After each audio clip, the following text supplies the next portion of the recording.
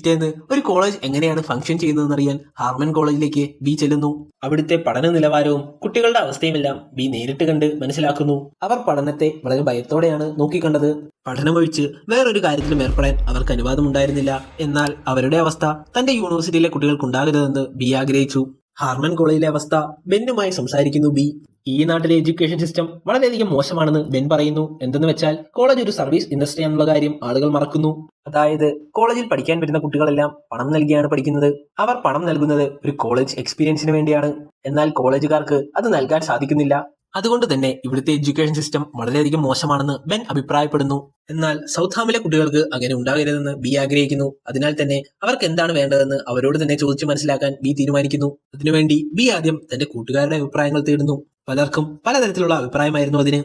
ഗ്ലെന്നിന് ഫുഡുകളോടായിരുന്നു താല്പര്യം. അതിനാൽ തന്നെ കൾനറി ആർട്സിന് തലവനായി ഗ്ലെന്നിനെ ബി നിയമിക്കുന്നു. സമ്മർ ക്യാമ്പിൽ ഒരു ക്രാഫ്റ്റ് കോമ്പറ്റീഷനിൽ ഹാൻസ് വിജയിച്ചിരുന്നു. വുഡ് കാർവിംഗിനായിരുന്നു ഹാൻസിനെന്ന് സമ്മാനം ലഭിച്ചിരുന്നത്. വുഡ് കാർവിംഗ്, സ്കൾപ്റ്റിംഗ് അതെല്ലാം പഠിപ്പിക്കുന്നതിനായി ഹാൻസിനെ നിയമിക്കുന്നു ബി. അതിനുശേഷം കോളേജിലെ കുട്ടികളോട് അഭിപ്രായം തേടുന്നു ബി. പലർക്കും പല രീതിയിലുള്ള താല്പര്യമായിരുന്നു. അതായത് ഫുഡിനോട്, ഡ്രസ്സിനോട്, പാട്ടിനോട്, അങ്ങനെ പലതിലും. അവരുടെ എല്ലാം അഭിപ്രായത്തിന് വില കൽപ്പിച്ച് ഒരു കോളേജ് അന്തരീക്ഷം ഉണ്ടാക്കാൻ ബി തീരുമാനിക്കുന്നു. അതിനുവേണ്ടി ബി പല കാര്യങ്ങൾ കോളേജിൽ നടപ്പിലാക്കുന്നു. സ്വിമ്മിംഗ് പൂൾ, സ്കേറ്റിംഗ്, നല്ലൊരു കിച്ചൺ, അങ്ങനെ പലതും. അതോടൊപ്പം ഡീൻ തനിക്കറിയാവുന്ന കാര്യങ്ങൾ കുട്ടികൾക്ക് വളരെ രസകരമായി പറഞ്ഞു കൊടുക്കുന്നു.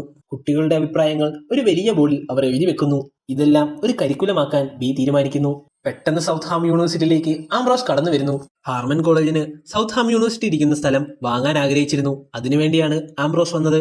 എന്നാൽ ബി ആംബ്രോസിനെ തിരിച്ചയക്കുന്നു. അന്ന് വൈകുന്നേരം ഒരു പാർട്ടിയിൽ വെച്ച് ആംബ്രോസിനെ മറ്റൊരു പെൺകുട്ടിയുമായി മോണിക്ക കാണുന്നു. അതുകൊണ്ട് തന്നെ ആ പാർട്ടിയിൽ നിന്ന് വളരെ ദേഷ്യത്തിൽ മോണിക്ക ഇറങ്ങിപ്പോകുന്നു. അടുത്തതായി മറ്റൊരു പ്രശ്നം ബിയെ തേടിയെത്തുന്നു. ബിയുടെ കോളേജിനെ പറ്റി ലിസിക്ക് നേരത്തെ സംശയം ഉണ്ടായതിനാൽ ലിസി ഇപ്പോൾ ബിയുടെ കോളേജിലേക്ക് എത്തുന്നു. അവിടെ വെച്ച് ബിയുടെ കള്ളത്തരങ്ങൾ ലിസി കണ്ടുപിടിക്കുന്നു. ഇത് താൻ മാതാപിതാക്കളെ അറിയിക്കുമെന്ന് ലിസി പറയുന്നു. അറിയിക്കാതിരിക്കണമെങ്കിൽ തനിക്കൊരു ഫേക്ക് ഐ ഡി കാർഡും അതുപോലെ തന്നെ ബിയുടെ സ്കൂട്ടറും നൽകണമെന്ന് ലിസി ആവശ്യപ്പെടുന്നു. മനസ്സില്ലാ മനസ്സോടെ ബി അതിനെ സമ്മതിക്കുന്നു. അടുത്ത ദിവസം സൗത്ത്ഹാം യൂണിവേഴ്സിറ്റിയിലേക്ക് ബിയെ തേടി മോണിക്ക എത്തുന്നു. സൗത്ത്ഹാമിലെ സിലബസിനെയും ക്ലാസ്സിനെയും പറ്റിയെല്ലാം ബി നല്ല രീതിയിൽ മോണിക്കയ്ക്ക് വിശദീകരിച്ചു കൊടുക്കുന്നു. അന്ന് വൈകുന്നേരം ഹാർമൺ യൂണിവേഴ്സിറ്റിയിൽ ആ വർഷത്തെ ഏറ്റവും വലിയൊരു പാർട്ടി നടക്കാൻ പോകുന്നു. എന്നാൽ ആ പാർട്ടിയിൽ പങ്കെടുക്കേണ്ട കുട്ടികളെല്ലാം സൗത്ത്ഹാമിലെ പാർട്ടിയിലേക്ക് പങ്കെടുക്കാനായി പോകുന്നു.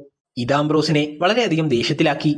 സൗത്ത്ഹാമിലേക്ക് കയറി ചെന്ന ആംബ്രോസിനെ വളരെയധികം പരിഹാസവാനാക്കി ബി മടക്കി അയക്കുന്നു. ഇതോടെ ബിക്ക് ഒരു പണി കൊടുക്കണമെന്ന് ആംബ്രോസ് തീരുമാനിക്കുന്നു. അടുത്ത ദിവസം ആംബ്രോസും കൂട്ടുകാരും ചേർന്ന് ഷ്രേഡറിനെ തട്ടിക്കൊണ്ടുപോകുന്നു. ഷ്രേഡറിന്റെ പക്കൽ നിന്ന് സൗത്ത്ഹാമിനെ പറ്റിയുള്ള എല്ലാ വിവരങ്ങളും അവർ കൈക്കലാക്കുന്നു. ഷ്രേഡറിന് നല്ല രീതിയിൽ മർദ്ദനമേറ്റതുകൊണ്ട് ഷ്രേഡർ ബിയുമായി പിണക്കത്തിലാകുന്നു.